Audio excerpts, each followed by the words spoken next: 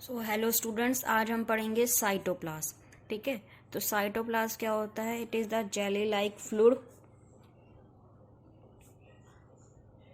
It is the jelly like fluid which present between the plasma membrane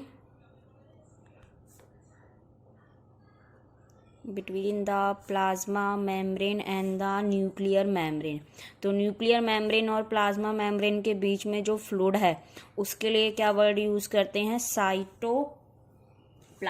ठीक है, and the cytoplasm is consist of the ground substance, और you can say the aqueous ground substance. उसके लिए word use करते हैं cytosol. So it is consist of aqueous ground substance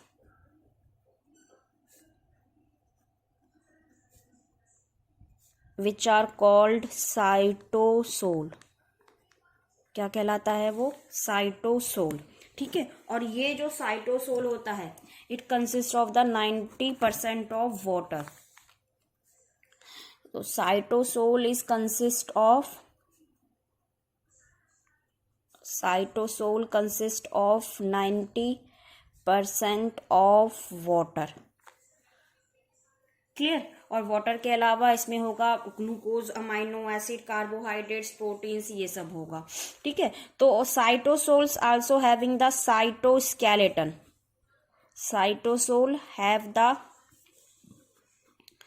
cytoskeleton, and this cytoskeleton consists of fiber, or you can say the proteins, या proteins and proteinous fibers। ठीक है, that is the microtubules,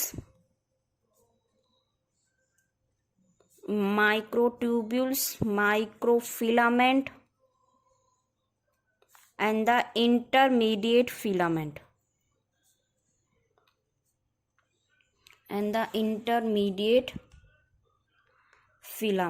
जो किसमें help करते हैं? दे provide the, या they help in maintaining the shape of the cell. ठीक है, तो ये है साइटोप्लाज्म। तो फंक्शन क्या होगा साइटोप्लाज्म का? फंक्शन होगा साइटोप्लाज्म का, it is the site of many metabolic reaction. तो cytoplasm is the site of many metabolic reaction of the cell. Metabolic reactions का मतलब होता है कि जो केमिकल रिएक्शंस आपकी बॉडी में हो रही हैं, जिसमें नए सबस्टांस बन रहे हैं और पुराने सबस्टांस ब्रेक डाउन हो रही हैं। नेक्स्ट, जो साइटोस्केलेटन है साइटोप्लाज्म के अंदर, तो cytoskeleton help in maintaining the shape,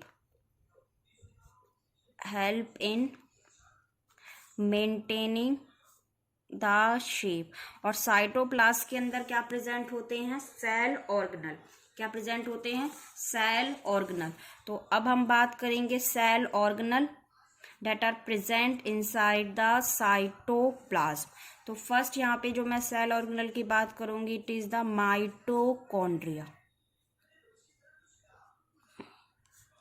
ठीक है, तो मैं बात करूंगी माइटोकॉन्ड्रिया की।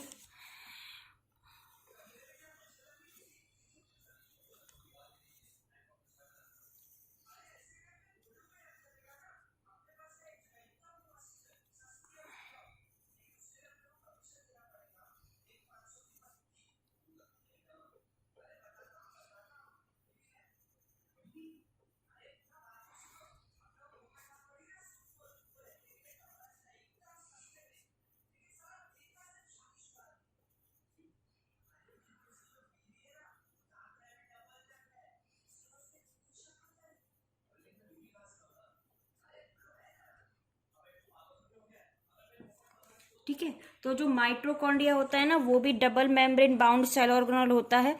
तो माइटोकॉन्ड्रिया की ये बनाई है मैंने outer membrane, and this one is the inner membrane. और जो इनर मेम्ब्रेन होती है वो फोल्डेड होती है, उसके लिए वर्ड यूज करते हैं क्रिस्टई। ठीक है, माइटोकॉन्ड्रिया के अंदर मैट्रिक्स होता है, जेली लाइक फ्लूइड होता है, उसके लिए वर्ड यूज करते हैं मैट्रिक्स। इस मैट्रिक्स में क्या प्रेजेंट होता है, डीएनए प्रेजेंट होता है, और क्या प्रेजेंट होते हैं, स्मॉल साइज राइबोसोम प्रेजेंट होते हैं,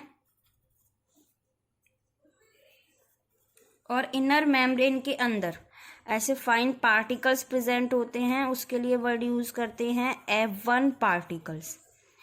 क्या वर्ड यूज करते हैं, F1 पार्टिकल्स। ठीक है, तो माइटोकॉन्ड्रिया कैसे लिखोगे, it is the rod shape structure, it is the rod shape structure, double membrane bound organelle, double membrane bound organelle. तो आउटर मेम्ब्रेन होगी, इनर मेम्ब्रेन होगी। आउटर मेम्ब्रेन इज पोरस,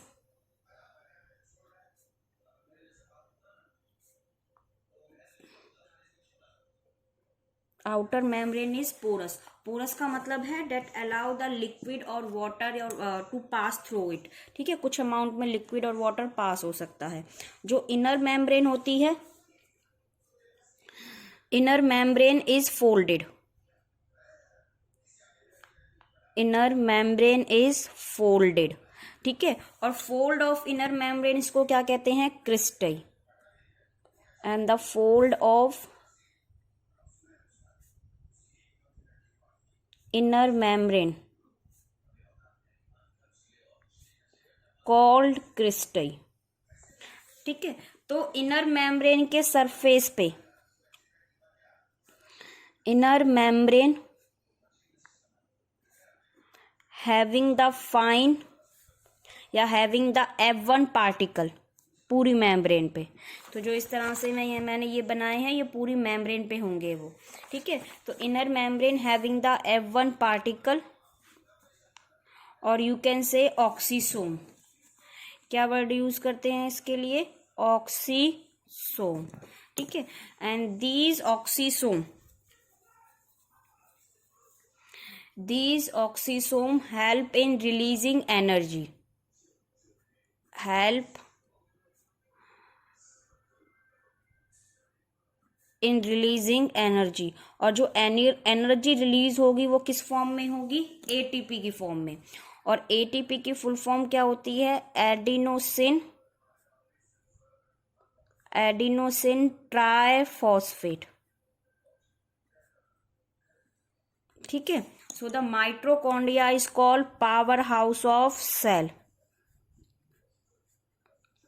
क्योंकि mitochondria क्या रिलीज कर रहा है, एनर्जी।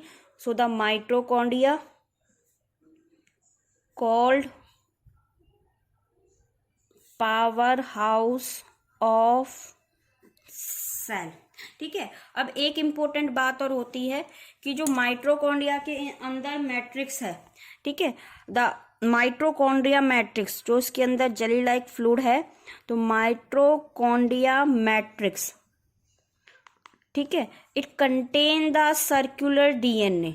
तो मैंने आपको बताया था ना, DNA it can be the linear और it can be the circular. जो यूकैरियोटिक सेल्स होती हैं उसमें लीनियर डीएनए होता है, लेकिन यूकैरियोटिक सेल में जो माइटोकॉन्ड्रिया होता है उसके अंदर कौन सा डीएनए प्रेजेंट होता है, सर्कुलर डीएनए।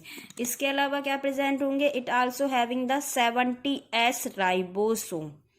क्या प्रेजेंट होता है, 70S राइबोसोम। तो मैंने आपको बताया है जो माइटोकॉन्ड्रिया है वो कैसा है, डबल मेम्ब्रेन स्ट्रक्चर है, आउटर मेम्ब्रेन पोरस है, इनर मेम्ब्रेन फोल्डेड है, और फोल्डेड के लिए वर्ड यूज करा है क्रिस्टल। जो माइटोकॉन्ड्रिया का मैट्रिक्स है उसमें डीएनए प्रेजेंट होता है और 70S राइबोसोम प्रेजेंट होते हैं। जो माइटोकॉन्ड्रिया की इनर मेम्ब्रेन है उस पर ऑक्सीसोम प्रेजेंट होते हैं, जो किसमें हेल्प करते हैं, रिलीजिंग द एनर्जी। इसलिए माइटोकॉन्ड्रिया को क्या कहते हैं, power house of the cell. तो ये जो डीएनए होता है इसकी वजह से जो माइटोकॉन्ड्रिया होता है वो सेल्फ रेप्लिकेटिंग ऑर्गन होता है। ठीक है, तो mitochondria is a self replicating organ. Mitochondria is self replicating organelle. ठीक है, किसकी वजह से? डीएनए की वजह से, बिकॉज ऑफ इट्स डीएनए। मतलब ये अपने आप को रेप्लिकेट कर सकता है, अपने आप को डिवाइड करके नया माइटोकॉन्ड्रिया बना सकता है, ठीक है। और it can synthesis it some protein. It can synthesize its some proteins which help in it can synthesize its some protein. So mitochondria is called semi-autonomous organelle. So mitochondria called क्या कहलाएगा वो? Semi autonomous organelle, ठीक है। Now come to the function.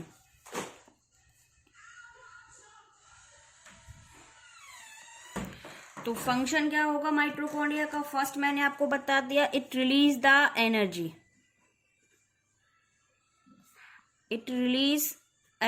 और किस form में? ATP की form में। So it called power house of cell. So it called powerhouse of cell. Second, it is the site of respiration. It is the site of cellular respiration.